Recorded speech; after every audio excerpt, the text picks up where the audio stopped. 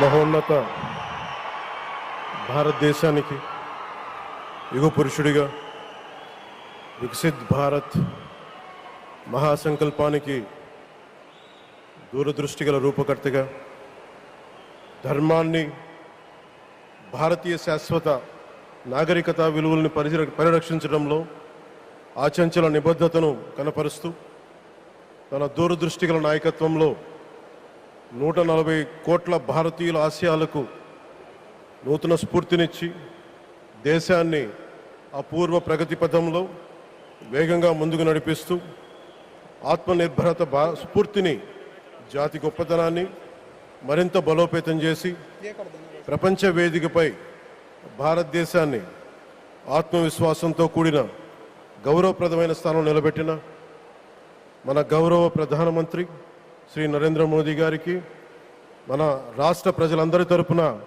హృదయపూర్వక అభినందనలు తెలియజేస్తున్నాను. వేదికపైన ఆసీనులైన honourable governor of Andhra Pradesh Shri Abdul Nazeer గారికి, విజనరీ లీడర్ శ్రీ గౌరవ ముఖ్యమంత్రి శ్రీ నారా చంద్రబాబు నాయుడు గారికి, honourable union minister civil aviation Kinjarapu Rammohan Naidu గారికి, honourable governor of Goa Shri Pusapati Ashok Gajapathi Raju గారికి, గౌరవ కేంద్ర మంత్రి వర్యులందరికీ, సోదర సమానులు శ్రీ నారా లోకేష్ గారికి, ఈ కార్యక్రమానికి విచ్చేసిన గౌరవ మంత్రివర్యులు, పార్లమెంట్ సభ్యులు, శాసనమండలి సభ్యులు, శాసనసభ్యులు, విశిష్ట అతిథులు, ప్రజాప్రతినిధులు, ప్రభుత్వ అధికారులు, మీడియా మిత్రులకి అందరికీ, భారీ సంఖ్యలో విచ్చేసిన ప్రజలందరికీ, అలాగే ఈ వేడుకను వివిధ మాధ్యమాల ద్వారా వీక్షిస్తున్న ఆంధ్రప్రదేశ్ ప్రజలందరికీ, దేశ విదేశాల్లో ఉన్న భారతీయులందరికీ నా హృదయపూర్వక నమస్కారాలు తెలియజేస్తున్నాను.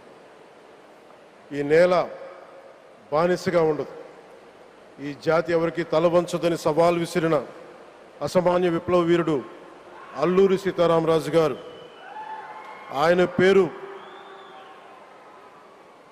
మన ఎయిర్పోర్ట్కి పెట్టడం చాలా చాలా స్ఫూర్తిదాయకం. As we dedicate this airport to the people, one thought comes to my mind: Alluri స్ఫూర్తి రెక్కలపై ప్రపంచాన్ని చేరే Andhra Pradesh. Rooted in Alluri's ideals and driven by the aspirations of our people, Andhra Pradesh is ready to soar to greater heights. ఈరోజు మన గౌరవ ప్రధానమంత్రి శ్రీ నరేంద్ర మోదీ గారి చేతుల మీదుగా అల్లూరి సీతారామరాజు అంతర్జాతీయ విమానాశ్రయానికి జాతికి దీనిని అంకితం చేయటం ఆంధ్రప్రదేశ్ అభివృద్ధి ప్రస్థానంలో ఒక నూతన అధ్యాయానికి నాంది పలుకుతుంది. మోదీ గారి నాయకత్వంలో ఈరోజు 17,435 కోట్ల విలువైన అభివృద్ధి కార్యక్రమాలు ప్రజలకి అంకితం కావడం, అలాగే national highway projects, energy infrastructure ప్రాజెక్టులో ప్రారంభోత్సవాలు, శంకుస్థాపనలు జరగడం మన రాష్ట్ర అభివృద్ధిలో చాలా కీలకమైన ఘట్టం. ఈ ప్రాజెక్ట్స్ కనెక్టివిటీని బలోపేతం చేయడం కాదు, ఎనర్జీ సెక్యూరిటీని పెంచి ఇండస్ట్రియల్ గ్రోత్స్కి మరింత వేగాన్ని అందించి యువతకి ఉపాధి అవకాశాలు మెరుగుపరిచి ఆంధ్రప్రదేశ్ని మరింత వేగంగా అభివృద్ధి పదంలో ముందుకు నడిపిస్తాయి. ఒక దేశం కేవలం ప్రకటనలతో అభివృద్ధి చెందదు, ప్రజల కళల సాకారం అయ్యే మౌలిక సదుపాయాలతో అభివృద్ధి చెందుతుంది. So Honorable Modi ji, your vision of Vikasit Bharat and Atmanirbhar Bharat is transforming the nation across every sector, from highways to railways, from ports to airports, from digital infrastructure to defense, manufacturing and renewable energy. చరిత్ర కేవలం మన నిర్మించిన కట్టడాలను మాత్రమే గుర్తుంచుకోదు, వాటి ద్వారా నిర్మితమైన భవిష్యత్తుని గుర్తుంచుకుంటుంది. ఈ విషయం మీ నాయకత్వంలో ఆంధ్రప్రదేశ్కి లభిస్తున్న అభివృద్ధిలో చాలా చాలా స్పష్టంగా కనిపిస్తాం. ఇదివరకే విశాఖపట్నంలో 2 లక్షల కోట్ల పైగా పెట్టుబడులు, అందులో ఎన్టీపీసీ గ్రీన్ హైడ్రోజన్ హబ్, జాతీయ రహదారులు, రైల్వే ప్రాజెక్టులు, అలాగే అమరావతి కోసం 50,000 కోట్ల పెట్టుబడులు, రాయలసీమ అభివృద్ధికి 13,400 కోట్ల ప్రాజెక్టులు మన రాష్ట్ర అభివృద్ధికి బలమైన పునాది వేస్తున్నాయి. South Coast railway zone at Visakhapatnam ఏర్పాటు ద్వారా ఆంధ్రప్రదేశ్ ప్రజల చిరకాల ఆకాంక్షను సాకారం చేస్తుంది. ఈ కార్యక్రమాలు మరిన్ని పెట్టుబడులు ఆకర్షించడంతో పాటు ప్రత్యక్షంగా పరోక్షంగా 20 లక్షల పైగా ఉపాధి అవకాశాలను సృష్టించి స్టేట్ ఇన్ఫ్రాస్ట్రక్చర్ని మరింత బలోపేతం చేస్తూ ఆర్థికాభివృద్ధికి మరింత బలాన్ని అందిస్తున్నాయి.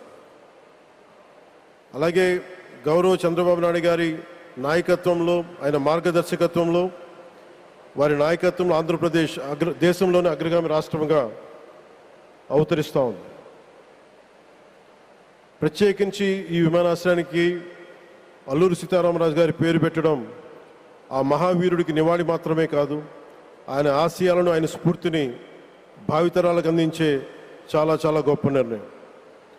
జి మల్లికార్జునరావు గారు, జిఎంఆర్ అందరూ ప్రేమగా పిలుచుకున్న జిఎంఆర్ గారు, వారు దీన్ని కట్టడం శ్రీకాకుళం జిల్లా నుంచి వచ్చి, రాజాం నుంచి వచ్చి శ్రీకాకుళం వెనుకబాటుతనానికి ఆయన కృషిని ట్రస్టుల ద్వారా అందిస్తూ ఆయన నేతృత్వంలో, ఆయన నాయకత్వంలో ఎయిర్పోర్ట్ నిర్మించడం మనందరికీ చాలా చాలా గర్వకారణం.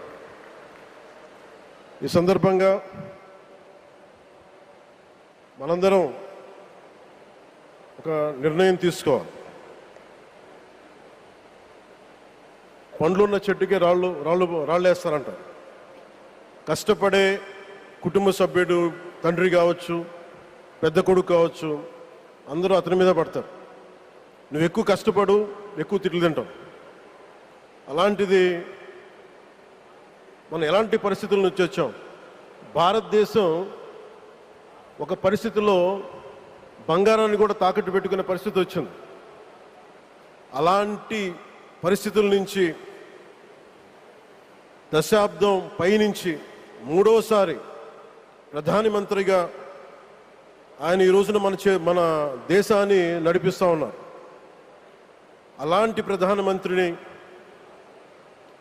చాలామంది ఆయన మీద మాట్లాడుతూ ఉంటే, ఆయన్ని అనకూడని మాట్లాడుతూ ఉంటే నా గుండె కదిలించేసింది, నా కన్నీళ్ళు వచ్చినాయి, బాధ వచ్చింది. దేశం కోసం కష్టపడే వారికి ఇవా చివరికి మనం ఇచ్చేదే. కొత్త తరానికి ఏం తెలుసు? ఆయన పడ్డ కష్టం. ఒక్క రోజు కూడా సెలవు తీసుకోలేదు మన ప్రధానమంత్రి గారు. ఈరోజు పెట్టుబడులు వస్తున్నాయి మనకి, ఒక్కరోజు కూడా సెలవు తీసుకోలేదు. శత్రు దేశాలు, మన అభివృద్ధికి ఈర్ష్యపడే పశ్చిమ దేశాలు, వీటన్నిటినీ తట్టుకొని ఒకవైపు విదేశాల్లో ఉండే శత్రువులతో పోరాడాలి, దేశాన్ని అభివృద్ధి పదంలో తీసుకెళ్దామంటే అంతర్గత శత్రువులతో పోరాడాలి. అలాంటి వ్యక్తికి మనం ఇవ్వగలిగేది కేవలం మేమున్నాం మీ వెంట, మీ మీద మాట పడితే అది మా మీద పడ్డట్టే, అదే మన వారికి ఇవ్వాల్సింది.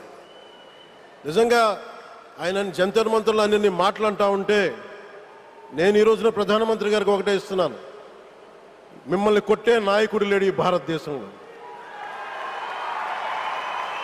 రాబోడు. ఎందుకంటే మీరు పడ్డ శ్రమ, మీరు పడ్డ కష్టం ఎవరు తీసుకోలేరు. ఎన్ని బాధలు పడ్డా, ఎన్ని దెబ్బలు తిన్నా ఈరోజు మనం గర్వంగా చెప్పుకుంటున్నాం. మన ఉత్తరాంధ్రకి ఎయిర్పోర్ట్లు వచ్చినాయి, ఇన్ని లక్షల పెట్టుబడులు వచ్చింది ఆంధ్రప్రదేశ్కి. కానీ ఇవన్నీ తట్టుకొని చెయ్యాలి అంటే 144 కోట్ల తాలూకు ప్రజల ఆకాంక్షల్ని ఎంతోమంది వెనక్కి లాగుతున్నా, ఒకళ్ళు ముందుకు తీసుకెళ్లాలంటే ఎంతమంది తిడుతున్నా, విమర్శిస్తున్నా తీసుకెళ్తున్నారంటే ఒకే ఒక్క నాయకుడు ప్రధానమంత్రి శ్రీ నరేంద్ర మోదీ గారు. నేను ఎందుకు తపన పడ్డాను, నేను అలయన్స్ కోసం ఎందుకు తపన పడ్డాను, మీ నాయకత్వం మాకు కావాలి ఎందుకు తపన పడ్డానంటే, ఈరోజు ఎయిర్పోర్ట్ ఆపేశారు. ఒక చిన్నపాటి ఎర్ర బస్సు కూడా రాని చోట ఎయిర్పోర్ట్ అవసరం లేదన్న వ్యక్తులకి సమాధానం ఇదే. ఇన్ని వేల మందికి ఇన్ని వేల కోట్ల పెట్టుబడి వచ్చింది అంటే ఆశీస్సులు కావాలంటే దేశం కోసం నిలబడే నాయకుడికి మన అండగా ఉంటే ఏం జరుగుద్ది అంటానికే ఈ భోగాపురం ఎయిర్పోర్ట్ ఈరోజు ప్రారంభోత్సవం నిలువెత్తు నిదర్శనం. ముఖ్యంగా 25 సంవత్సరాలు లోబడి ఉన్న పిల్లలున్న ప్రతి ఒక్కరికి కూడా నేను ఈ సందర్భంగా తెలియజేస్తున్నాను, పిల్లల్ని సరైన దారిలో పెట్టడం, సరైన సంస్కారాలు నేర్పించడం చాలా చాలా అవసరం. ఈరోజు పొద్దున్నే ప్రధానమంత్రి గారి స్టేట్మెంట్ చూశాను. ఆయన తిట్టిన ఎన్ని దూషించారో వారిని కూడా పెద్ద మనసుతోటి క్షమించారు ఆయన. అలాంటి ప్రధానమంత్రి గారికి మీ పాదాలకు నేను నమస్కారం తెలియజేస్తున్నాను. నిజంగా మీ ఉన్నతి, మీ ఔన్నత్యం ఈరోజు చాలా చాలా స్ఫూర్తిదాయకం. భారతదేశం మీ అందరికీ కూడా, ప్రజలందరికీ కూడా, ఆంధ్రప్రదేశ్ ప్రజలందరికీ కూడా, దేశ ప్రజలందరికీ కూడా ఒక నాయకుడి కష్టాన్ని మనం వెంటనే గుర్తించలేం. ఆయన ఎంత తపన పడుతున్నారు. ఒక కుటుంబాన్ని నడపడం ఎంత కష్టపడుతున్నాం. 140 కోట్ల మంది ప్రజలు నడపడం ఎంత ఆషామాషి వ్యవహారం కాదు. ముందుకు తీసుకెళ్లే నాయకుడికి తెలుస్తుంది. అలాంటి వ్యక్తికి మనం ఏమి ఇవ్వగలం. దేశాన్ని నడిపించడం అంటే రామకార్యం లాంటిది. హనుమంతుడు లంకకు లంఘించినప్పుడు అనేక అవంతరాలు వచ్చినాయి, అనేక అడ్డంకులు వచ్చినాయి. రామకార్యం చాలా గొప్పది.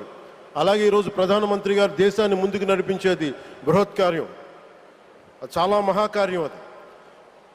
అలాంటి వ్యక్తికి మనం ఇవ్వగలిగేది, హనుమంతుడికి మనం ఏమి ఇవ్వగలం? నువ్వెంత గొప్పగా లంఘించావు, ఎంత కష్టపడ్డావు. ఏ దేవతకైనా ఇవ్వాల్సిన స్తుతే. వాళ్ళు మన నుంచి ఏమి కోరుకోరు. ఒక తల్లిదండ్రులకి మనం ఏం కోరుకోరు.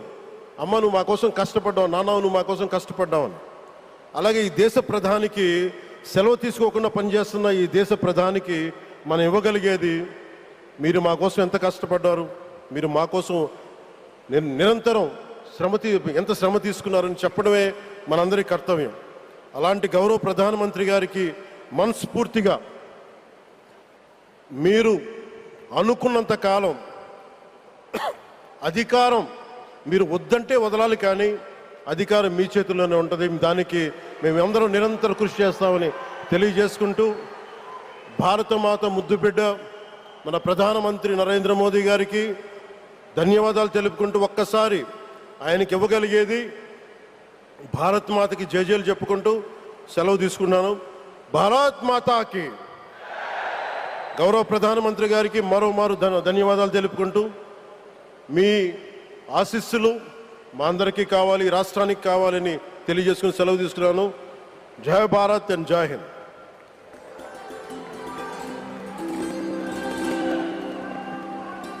Thank you sir, thank you very much. దూరదృష్టి, మౌలిక వసతుల అభివృద్ధి, పెట్టుబడుల ఆకర్షణ, ఈ 3 అంశాల చుట్టూనే వారి దృక్పథం దృఢంగా సాగుతోంది. ఆంధ్రప్రదేశ్ను దేశంలోనే అత్యంత వేగంగా అభివృద్ధి చెందుతున్న రాష్ట్రంగా